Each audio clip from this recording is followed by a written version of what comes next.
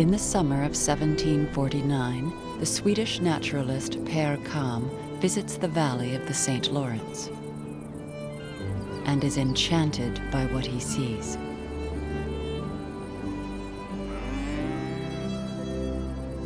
The country on both sides was very delightful, and the fine state of its cultivation added greatly to the beauty of the scene. It could really be called a village, beginning at Montreal and ending at Quebec, which is a distance of more than 180 miles.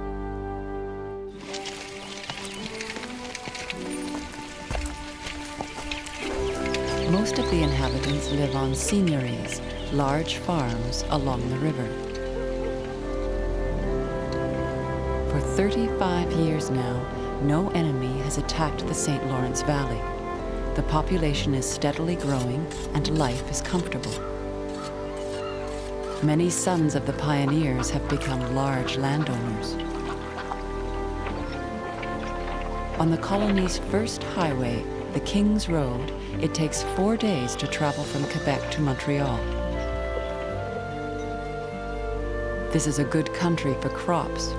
The colony now supplies all its own food, with enough wheat and peas left over to send to the French colonies in the Caribbean.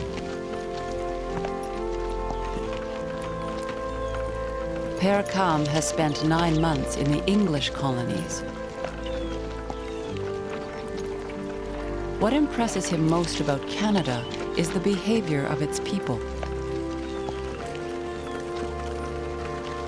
The difference between the manners of the French in Canada and those of the English in the American colonies is great.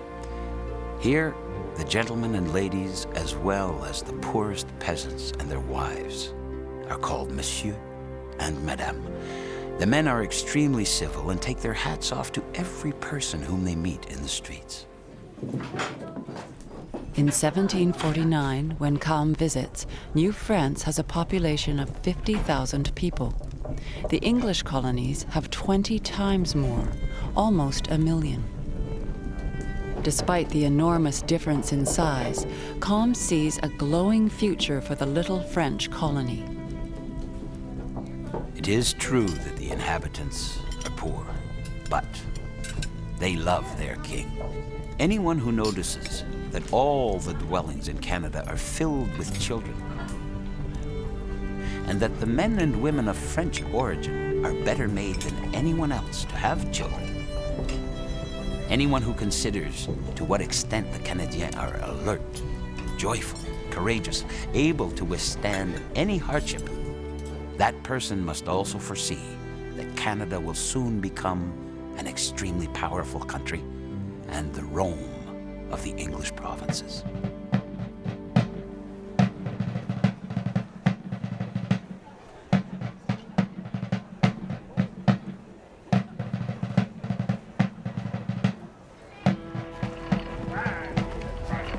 But other visitors, like the French Jesuit Pierre-François Xavier de Charlevoix, are less impressed.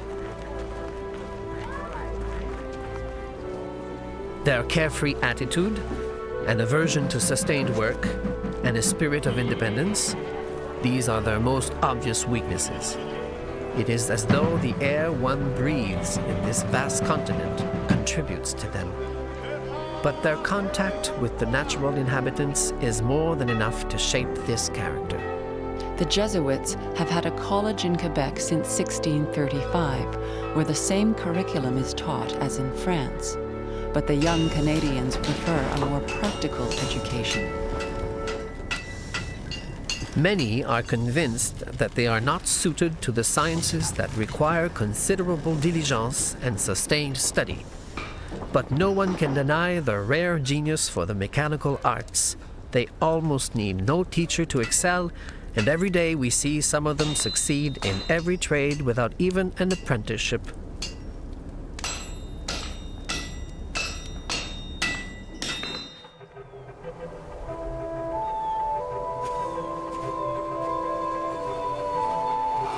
After more than a century, the Canadians have made their peace with winter.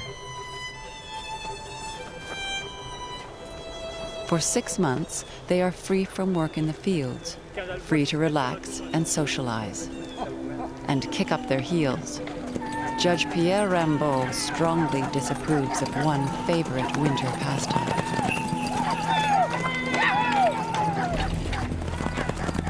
In the city of Montreal, all those, even the officers, who have a carriage or team of horses, take pride in galloping at full speed through the streets. Most of these braggarts bring their wild horses to town to raise them, and they will trample anyone in their path.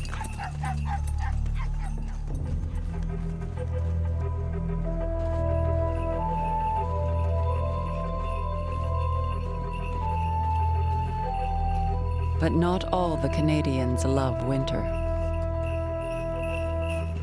I tremble at the thought that we are stuck with snow for the next 9 months.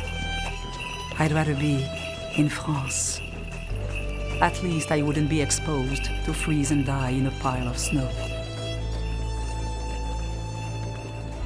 Elizabeth Bégon, widow of the governor of Trois-Rivières, hates the cold. Yet she was born here and is a member of the new local aristocracy. Everyone is hoping to shine at the ball that we expect Monsieur Bigot will give here. Monsieur Bigot is causing a lot of expenses, for there are not enough teachers here for all those who wish to learn how to dance. The colonial upper class models itself after the French aristocrats who come here, like the new intendant, François Bigot. They live in a world of balls, flirtations, and scandal. Would you believe it, that devout Madame Verchères held a dance that lasted all through the night? Our priests are going to have something to preach about. To hold a ball on the feast of Notre Dame. What is even better is that tomorrow there is another at Madame Lavaltry's, and the day after tomorrow at Madame Bragelonne's.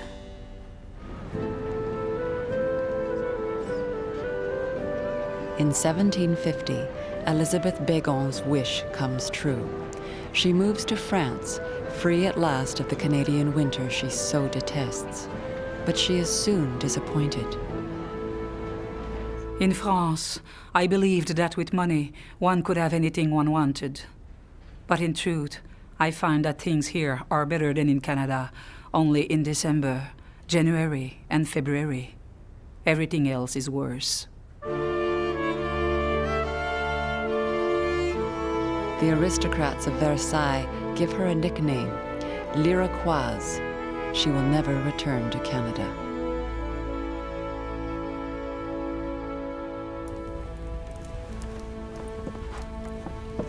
"1749 was a good year for the people of New France. But far away, great forces are being set in motion, forces that will shatter their lives.